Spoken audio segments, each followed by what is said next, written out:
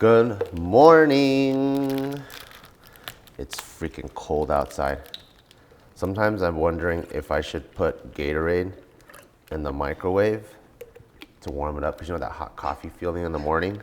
I feel like I drink this cold Gatorade and I feel even colder. It is pretty cold outside though. It's really cold. It's really cold, but in some ways I actually really like it. It kind of makes the training feel more hardcore a little bit, and you feel like you have to be a little bit more committed, which is really fitting for this series, because in case you guys haven't read the title, it might be up here. It says Road to Worlds. If you don't know what that's about, go to episode 1. And for those of you guys who watched episode 1, thanks for tuning back into episode 2, because that tells me you're invested in this series, and I'm really appreciative of that, because I'm extremely invested in this series.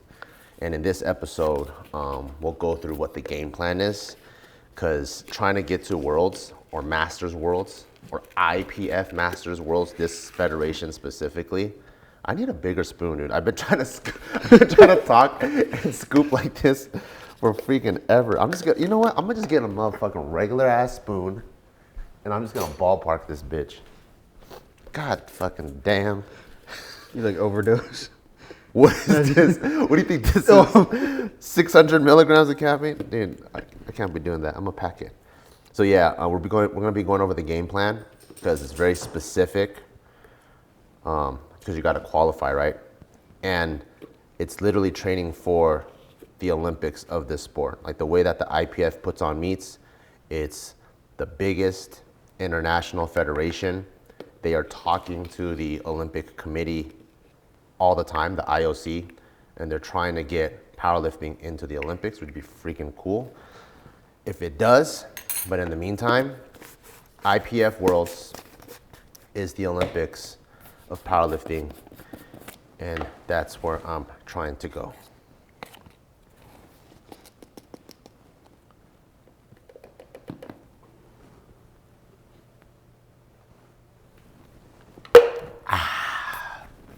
Let's go. Today's actually not that bad outside. Yeah, it's not too bad. These days I've been liking doing more like dynamic style warm-ups, because I think the assault bike's cool, but because I'm like fully dedicated to powerlifting now, I've been doing way less jiu-jitsu and just other stuff. And then I'm like, oh man, I'm kind of losing the athleticism, mainly because I want to just be able to play with Taika. And I'll find myself like, because when you're training powerlifting, and you're doing like 2-3 hour sessions, you'll be at the park and your body's just stiff like this. You know, when I was doing the other stuff, like all the circuits and everything, like I felt nimble, my knees felt good. But these days we're pushing hard. So when you're pushing hard, your legs are sore, your back's sore, your hamstrings tight. So I'll see Taika play and he goes, Papa, come play. And I'm just like, fine. So I'm like, you know what? I'll just warm up, moving around, and that won't affect my training too much. But then that'll make me a little bit more adaptable outside of powerlifting. And you're pushing 40. Hey, why you gotta bring it like that, dude? Don't remind me. You know what's freaking crazy? Huh. All right, so, you know, when you're about to get into something, you want to do your research, right? You're like, okay, who's the competition? What do we gotta do? What do we gotta do to win this motherfucker? So I went on last year's, okay, first of all, I'll break down the game plan so you guys know what we need to do. Number 1, 2024, this year, I need to qualify at a local meet in the Masters division, meaning 40 to I think like 49. So I got to put up a total, can't bomb out. That will qualify me for Nationals. Nationals is going to happen in May in Austin, Texas. I need to place first at Nationals to go to Worlds. So this is the big part. Doesn't matter if I set a new American record or a new state record or break all the previous records. If I'm not first, I will not get an invite to Masters Worlds. So that's how big and important this is. So because of that, I was like, okay, then what is the total ballpark I need to be at? I looked at all the nationals top 4 places last year. The top guy has 1550. The next 3 pretty much have 1500 totals. If you guys don't know what a 1500 total is, that's pretty much being able to deadlift 6, squat 5, bench 4 perfectly at the national competition standard. And all these motherfuckers are 40 plus at 83 kilos, which is like 182, 83 pounds. Isn't that crazy? Yeah. I thought it was gonna be like, I know it's gonna be a challenge because all motherfuckers are strong, but I didn't know the bar was gonna be set that high. So not only do I gotta like put up the best total I've ever put up, I gotta be first, which is why I'm taking this training fucking seriously. Like it's like, I forgot what warm up I was on, but I went with the hammies. But yeah, like I'm treating it as if I'm training for the Olympics. And when you look at the athletes at this level, like one of my biggest inspirations is Russ Swole. And you'll see him do his powerlifting training, right? And then he still does his 1 hour treadmill. And he still tracks his macros. And it's literally like at the highest level, I think everyone does the same shit. Whether you're LeBron James, Conor McGregor, C-Bum, everyone has their training in lock.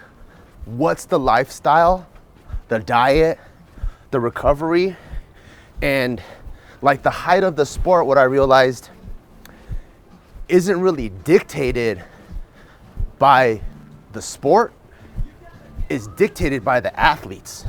So the more committed the athletes are and the more they like put everything upon themselves, that's how that sport skyrockets. And I think we're about to see powerlifting explode, because I have never seen people take powerlifting this seriously before. Where before, powerlifting was almost like an excuse to get fat. It's like, you like to lift weights, you like fitness, but you don't want to watch your diet, go powerlift, because being big helps you lift more weights. But now everyone is lean. Shout outs to like Austin Perkins. Like everyone's a fucking statue. Everyone's jacked. And the numbers are putting up are insane. So you can't be caught slipping anymore. So I'm treating it, although I'm getting paid $0 to do this, I think at the end of the day, when you do talk to any champion, like a Kobe, all the greats, they always say it's not about the money, because the money is not enough to drive you to be the best.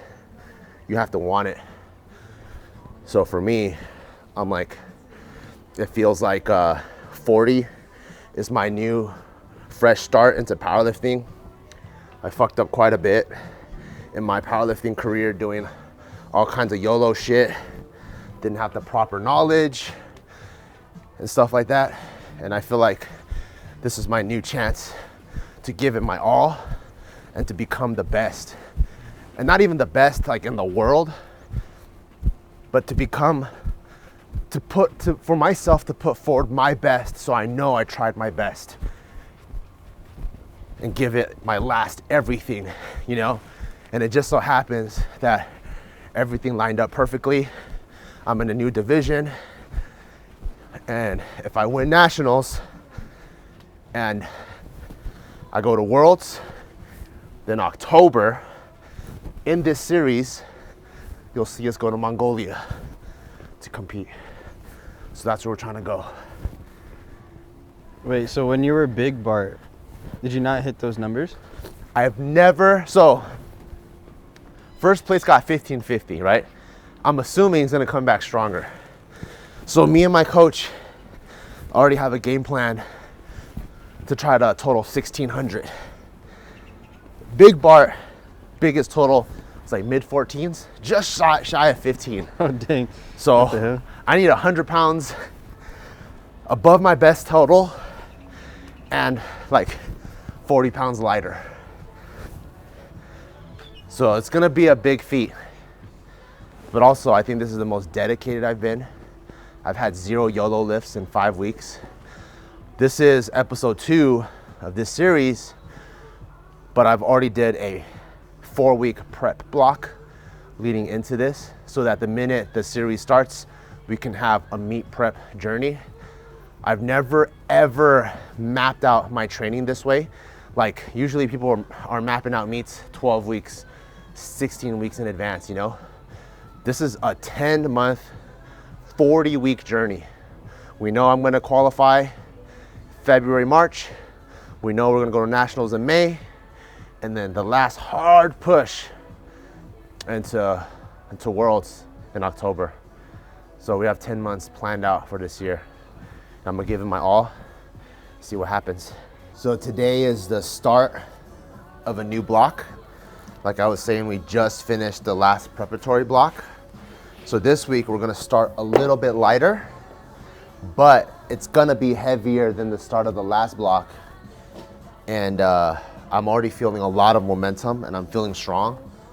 So I'm gonna try to move some weights faster than I've ever moved before. And also, while still hitting like really good volume. So today's top set for high bar is 315. I gotta hit it for 8. And the goal is to make it look like it's nothing. Is there anything like, with your training now, is there anything that you've changed, or like things have changed? You introduced new things to your training that you haven't done before? There's a couple of big things I changed going into this whole prep. The first one is I hired a coach and I'm letting him coach. So I've had many coaches before, really top level ones too. And the problem I think I had as an athlete is because I was also coaching at the time. I think I had a little bit of an ego. So I'd hire a coach and I'm like, oh, you know what, for bench, this is what's worked for me. I usually like to hit 3 days a week. I like high frequency. These are the exercises I like to do. This is the structure. So pretty much I'm like giving the coach all these restrictions and then go, okay, now coach me. Yeah. But with all those parameters, he's not gonna write a different program than what I've already written. It's gonna be relatively the same if I told them I have to do this on Wednesday, I have to do this on Friday, you know? So I'm not tapping into their genius. So when I hired my coach, I was like, hey, you tell me what to do, I will literally do anything. Tell me to lick the floor, I'm gonna lick the floor. I'll do anything. I've seen what you've been able to do. He won USAPL Nationals last year. He's a former member of Barbell until he moved to Texas. So I've just seen what he's able to do, and he's very reputable. So one, I have 0 biases. Whatever you tell me to do, I'm gonna stick to it.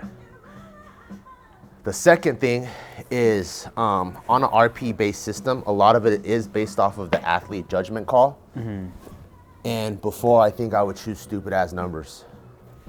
Like, I would always veer on the side of like, oh cool, we're gonna shoot content. I'll go a little bit heavier, you know, and I only go off of round numbers like 225, 315, 405. But you can't progress that way. You know, you gotta hit, sometimes you gotta hit stupid stuff like 330 or 345 or like the stuff that's in between the quarters and plates. And so that's one big difference now where I know I have a problem of YOLOing. So usually whatever, if I'm on the fence, I always choose a little bit lighter. If I'm on the fence, I always choose a little bit lighter. And the last block showed it's really worked. It's only been 4 weeks, but I've been able to hit some weights and move it at a speed that I have never moved at this weight. So those are the two, I think those are the two biggest things. And then the third biggest thing is treating powerlifting like a professional sport. I think when you treat things like a hobby, it'll always stay a hobby, you know? But even if your own favorite little thing, whether it's pottery or like go-kart racing or mountain biking or whatever, if you treat it like it's the X Games, chances are you probably could go to the X Games. But if you treat it like, oh, this is just something I do online, there's a community, whatever, I think it's just gonna stay like that. So I'm really treating it like I'm going to the Olympics. This is what's gonna take to fucking qualify. It's a 24-hour commitment. And even on my phone, I put last year's record on. You can't see right here, but let me see. It says 1560 because that was last year's record. So I'm trying to let this dictate my mindset, you know? Like if today's supposed to be a strict meal day and I go, whoa, what is that, chocolate lava cake? I go, no, I have cheat days planned in. Like stick to the plan. I'm trying to like let my goals dictate every move I make. So I think those are the three biggest things, three biggest changes that I'm bringing to this meet prep. Oh, I guess the fourth one too is just the length of it.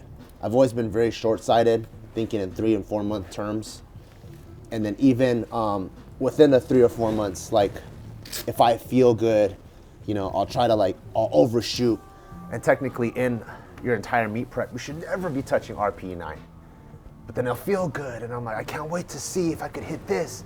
Because if I could hit this, then for sure I could hit it on meet day. But it's usually the opposite. Usually you touch something really heavy, then it takes another 2-3 weeks to heal from that, recover from that, and then it ends up taking it away from the meet day. You wanna put your best up on meet day and never try to touch your best in training, you know? And that's one thing I was like, yep. The numbers on Instagram don't matter. The numbers I hit in training don't matter. The whole goal is to get everything on meet day. That's the goal.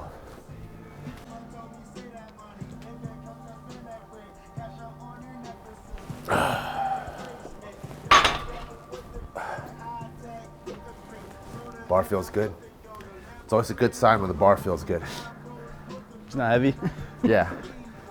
If the bar feels heavy, you're fucked. The bar feels good, so. What's the weight where you're like, okay, for sure, it's feeling light today? Is it 225, 315? Usually 225. Yeah? Yeah, You usually can kind of tell from there. Yeah, 225 feels like 185. Then I'm like, ooh, nice. And it also depends on the form too. High bar, it's like 225. Low bar, I would say 315.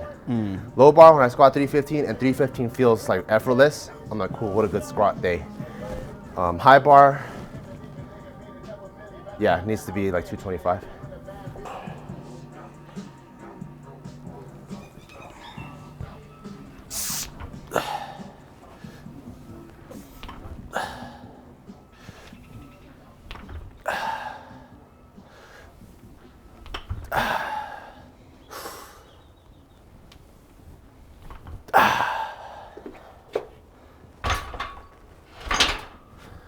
Trying to hit good depth.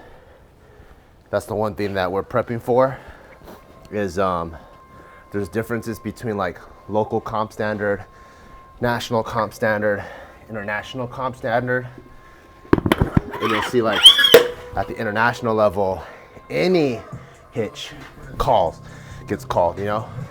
Because now you got fools from like, you got Swedish referees, Turkish referees, Singaporean referees, and so everyone will have their like nitpicky things.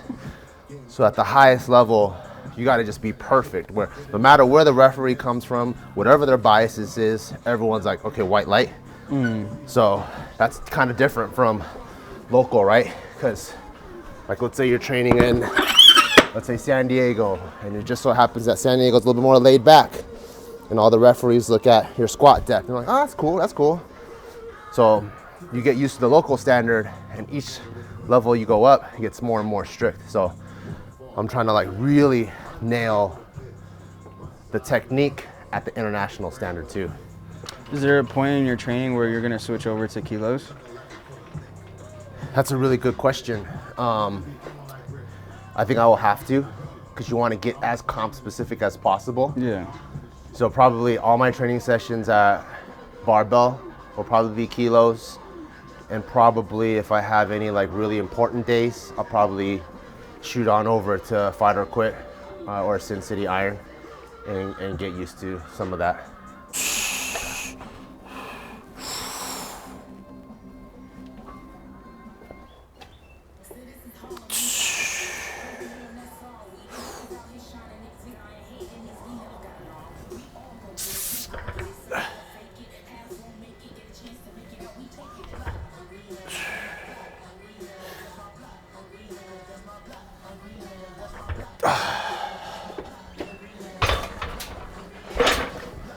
I feel like those all felt really good. Every day now, I almost prepare for the next day too. Man, when I'm telling you guys, like I'm locked in, I'm fucking locked in. Like at night, I'll review the next day's program, see what I have to do, see if there's anything that I can do the night before to prepare. So I know today's high bar, and I like feeling bouncy. So last night before I went to sleep, I pounded a bunch of electrolytes too. Make sure I get the potassium in me so I don't cramp or anything like that. So almost like every single night before, like if I have bench, the night before bench, I'll do extra mobility drills just so my shoulders feel extra good. So it really is like this 24/7 thing. And I'm so glad I did bodybuilding before this, because it's so much easier for me to think that way now, because bodybuilding is 24/7, you know? Like it created the discipline? Yeah, I think it created the discipline and also expanded my mental bandwidth to be able to do that. Because before, even just regular dieting, I'm like, fuck my fitness pal. God damn, and it takes so much mental bandwidth, you know? But then when you're bodybuilding, my fitness pal is like 10%. That became effortless. And then you have steps, you gotta do all these other things. And so I think my mental bandwidth got expanded. And so now I can always like prepare for tomorrow. Next up, 315.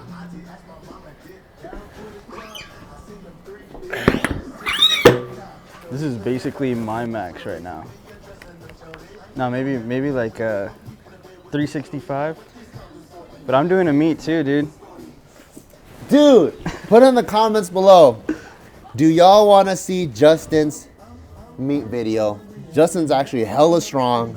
No, I'm not. And I was telling No, Justin, I was like, yo, for your meet, let's switch places. I'll record you. I'll interview you.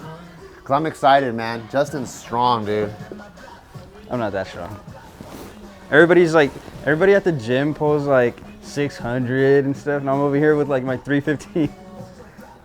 Nah, I could do 405. We'll cancel all those memberships, and we'll go, what's your max on deadlift right now? Right now? Probably like 465. So anyone that deadlifts more than 460 can't join. Perfect. Put you on the whiteboard. We've seen some crazy shit at that gym though. I've seen Larry Wheels go up to I think like 7 or 8 plates in 60 seconds. What the hell? He was doing the ladder, so a bar, and then 2 people load plate. While he was holding it? Yeah, he's holding it at the top. Plate. That's so stupid. Fucking crazy, huh? I've seen some of the strongest people in the world walk through those doors. So my favorite A$AP Ferg song of all time for lifting is Floor Seats. It just hypes me the fuck up and it makes me feel like I'm in a stadium. But for this series, I think the theme is trying to get to new levels. So this has been my new favorite song as of recent. I should be sleeping on itchy bears, dude. Now, do you have a song for each lift or the same song for every lift?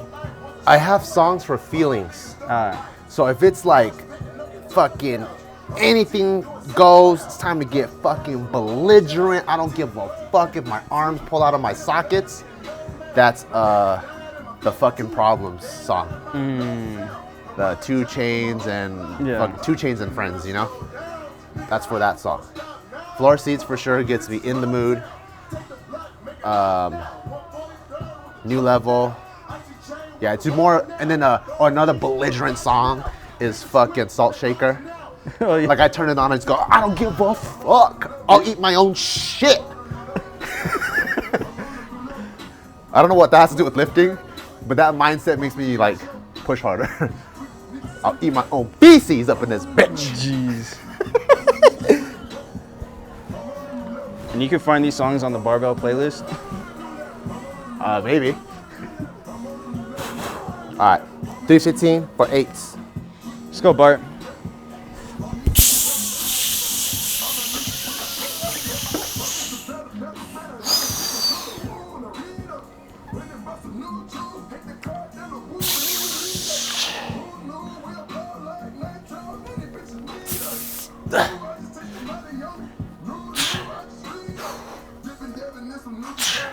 Yep.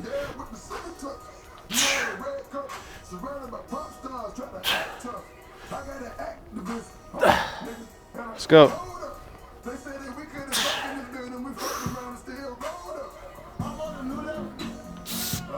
Nice. Fuck yeah. Felt good. Yeah, it looks good. Felt like I could have done 20. But at the start of every new block, me and my coach's plan, because I have a tendency to ramp up too fast, we start with smaller jumps. So I would say someone that's very strict at RPE, they can almost do this, linear, 5, 10, 15 pounds every week. Our plan is more so 5, 10, 15, 20, 25 on week 4. So more of a, so less linear, more like exponential. Because of my own personal tendencies. So we're just trying to create a program that works for my style of momentum. Oh yeah, dude. Fast. Looking good. Yeah, it looks like 135. Deep too. I'm also counting reps because that's where I fuck up the most. I'm like, hell yeah, I hit 8. And I look at that video, it's like 5. I'm like, what the fuck? I was counting too, just to make sure. Oh, really? Yeah, Yeah, I was like, thank you. I'm like, PR hit 8. It's fucking like 4. So now I got back offsets at 290, 275, 285. remember you did that one set where it was like, Yeah. you had more weight on one side than the other. I know, I fucked up. Gotta be extra careful. 35, 225, 275, 285, 285, 290, yep. Yep, there you go. So even though this is a back off set, I don't treat it like a second priority. I still treat it like it's a top set. I try to move it as fast as I can with the best form that I can. So I keep ingraining good technique.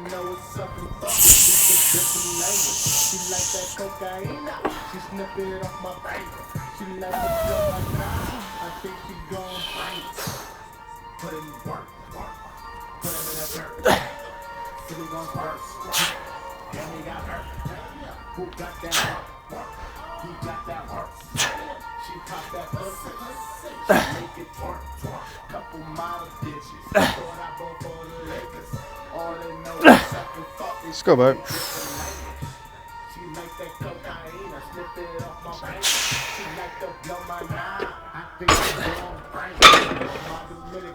Only good squat sessions. One thing I'm also changing to is learning from set to set.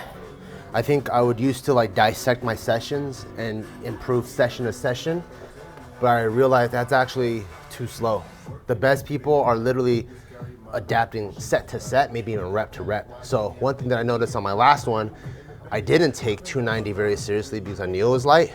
So there'll be times where my weight is on my toes, I still descended. There's sometimes my weight was on my heels, still descended. I didn't perfectly go midfoot, descend. Perfectly midfoot, descend.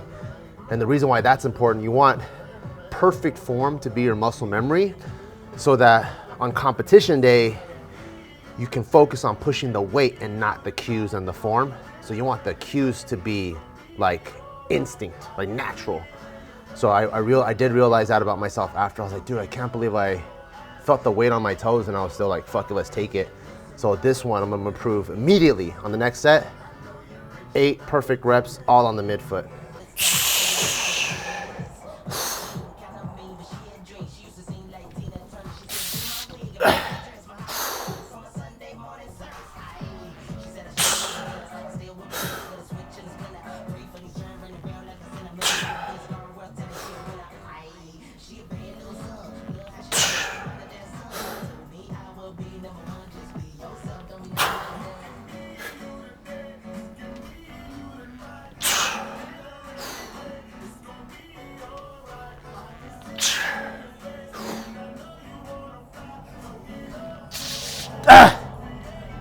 There we go. All of them, I wait until I descended, until my weight was on the midfoot before I descended. Because when I come up, I blast as hard as I can. And sometimes I'll like rock forward, rock backwards. It's probably not noticeable on camera, but I can feel it. So you never want to do that. You never want to be third attempts at the meet. You come out and you're not perfect and you're like, fuck it. You know, you want to be like, there it is. Boom. Done with squats though. Do you have like a dedicated rest time between sets too, or? Yeah, right now, I try to do like on my secondary, tertiary days, maybe like 2-3 minutes. So today's not my primary squat day. And on my primary days, 3 to 5 minutes. And if you guys are running like modern day legit powerlifting programs or have a modern day coach, all those days will be separated to primary, secondary, tertiary, and they all are attacking different things in that priority. So primary is usually competition specific. How do you compete? Is it low bar? Is it in heels, wide, narrow, flat, heels, you know? And then the next one might be a high bar to build more quads, or one of them might be tempo or pause squats. So this is my secondary day. And because it's usually lighter, then I'll shorten the rest period just a little bit. So what's your diet looking like now? So right now, versus the bodybuilding. So what's slightly different is I think with bodybuilding, my focus was on the aesthetic. So as long as I can see like a new ab vein pop out, or if I could feel leaner, that's the direction that I'll take, even if I feel like my strength is decreasing, because on stage no one cares how strong you are. So like if I had to fill my macros or whatever, I would always be more down to add more protein and drop the fat or drop the carbs. With powerlifting, it doesn't really matter how you look. It matters how strong you are at that weight. So that is a consideration. But now it's about how do I fuel my workouts. So on days that I know I'm gonna hit heavy lower body, I'll carb load the day before. Days that I'm gonna hit upper body, it doesn't really matter as much. I'll decrease the carbs. So I kind of have a little bit of like carb cycling, carb manipulation, but generally my weekly diet goes like 2 days really strict of just chicken breast or lean ground beef with a little bit of carbs and fruits sprinkled in there, and then 1 day where I cheat a little bit more and I have high carbs, so I feel like I wake up and I feel full. And so I do that for heavy lower days and the days that I have like a primary bench. But are you like still trying to hit a certain amount of calories, or? Yeah, so the reason why I do the like 2 days on, 1 day off, kind of like rotation, is on average, when I average all 3 days, I end up getting like between 2,400 to like 2,600 calories, which is my maintenance. Because I'm competing at 83 kilos, which I believe is like 183. So I can't let my weight get away from me, because then that's gonna be an additional stressor, you know? So I always just kind of like maintain that. And then we're just around the holidays, so a lot of things come up, you know, Christmas parties, there's a bunch of those, there's the actual Christmas with family, Thanksgiving parties. So the most I'll let the weight get away from me is maybe up to like 187, 188. And as soon as I feel that, I dial it way back down to like 185, 184, because I want to stay just right there. You know, I want to make sure that I don't make the same mistake I made last year. If you guys followed that meet, like I actually hit 500, I think a couple times in training, but the day of the meet, I only hit 460 or something, because the last 4-6 weeks I was dieting hard to make the weight. So I don't want to make the same mistakes again.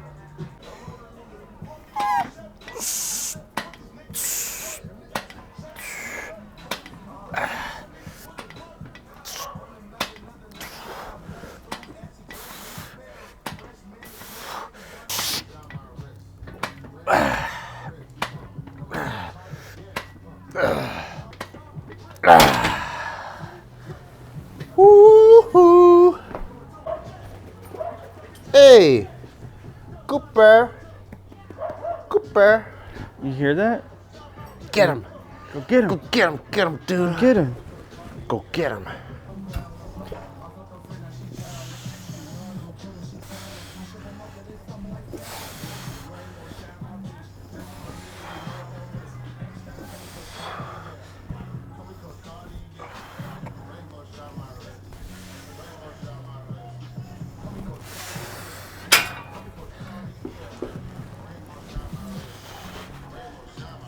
So one thing that's been helping my shoulder too is we have some exercises that go the opposite direction of the pain, which is kind of cool because it kind of like improves stability and strengthens the part that's like the antagonistic muscle. So for example, my shoulder hurts the most when I go like this. That's why like for the longest time I couldn't even drive with my left hand and rotate the steering wheel because any motion like this hurts. So now when we strengthen this part, even though we're building this muscle, we're actually training the stability of the eccentric movement. So over time it actually felt better. So there's like little things that we program in there. And I say we because my coach is the mastermind, but there's a lot of interaction and discussion to really like fine tune and strategize every single piece of training so that nothing is wasted. And this has been super helpful. And I can even feel myself just being stronger this way. When I dig myself into the bench and I unrack, I feel like I have extra muscles to rely on now versus where it was before. And that could be the reason why I took so much of the stress on just my shoulder.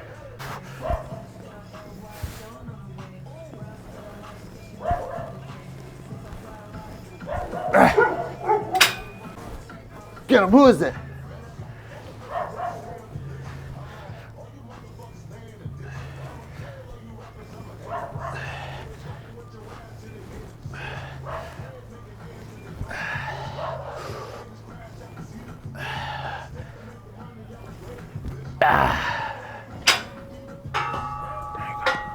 So when's your first meet? My first meet is in February. We already signed up. So right now we have a 6-week block of strength building, and then we have a 5-week meet prep. So that's already planned out, 11 weeks out from this week. Are there particular numbers that you're trying to hit? No, so the way that we blocked it out, the game plan is we have the intro block, or like the preparatory block, just to see how my body responds to this new style of programming, to the volume. With that data comes now the actual program. I see. Now with the actual program, we don't know how I'm gonna peak. So we will use this program to peak for the local meet and get data there. Like, okay, cool, we did this much volume, this much weight, this equates to this much of a jump. Then from there, we'll reformulate, re-strategize for nationals. And then with nationals data, reformulate, re-strategize for worlds. So it's very like, we have a very clear plan, but we're constantly ready to absorb new data and improve it. Who that? Who that? Gio. What's he doing in there? What's he doing in there? It looks like it feels good. Feels really good, actually. See, that's the face of someone that's like, oh, am I dating a world champion? Yeah. Yeah. You will be. You will be, motherfucker. Y'all are so weird. Who? I'm weird? I'm just kidding. I don't know. I think my mom dropped me a couple times, I think. No, both of you. Both of us. Maybe there's just, you ever been to a hospital where there's like 2 moms just dropping babies? That was that hospital.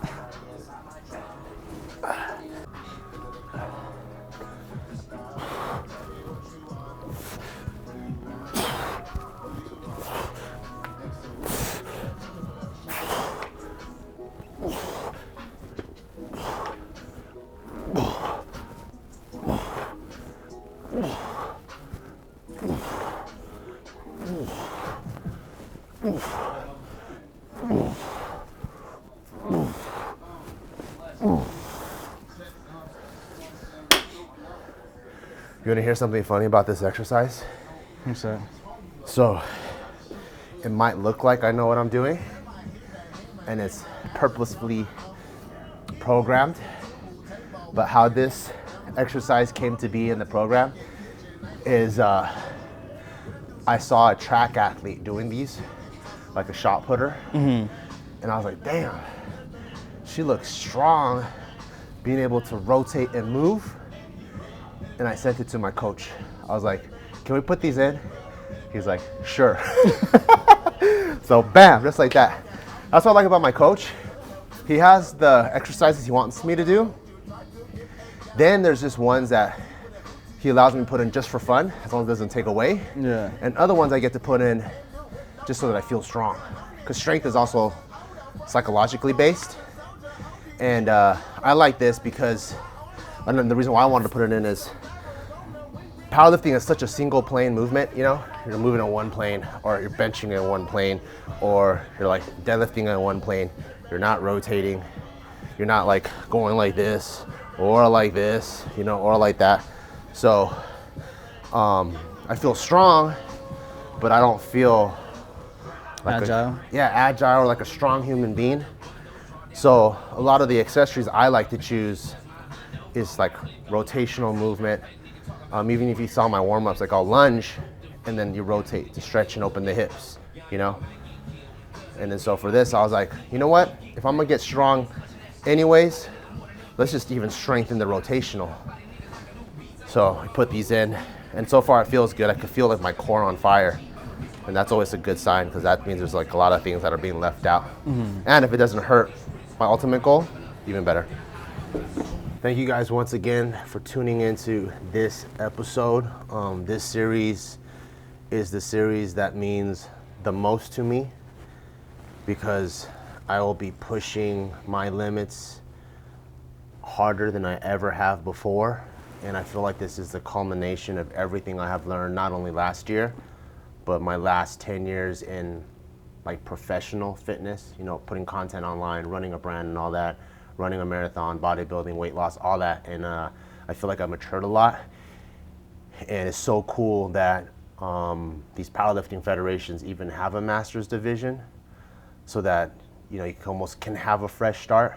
So I'm gonna be taking advantage of this fresh start, and I'm gonna push myself as hard as I can, live by the dominate humbly motto, and hopefully make all of you guys super proud and bring all of you guys to Mongolia together. So if you guys are, if you guys like this series, I would love if you guys would just keep coming back and watching it, because we're gonna push hard. It's gonna be a legit series. We're running it for 10 months, and I'm excited to see what we can all do together and show people the Barbell Brigade way. See you guys next time.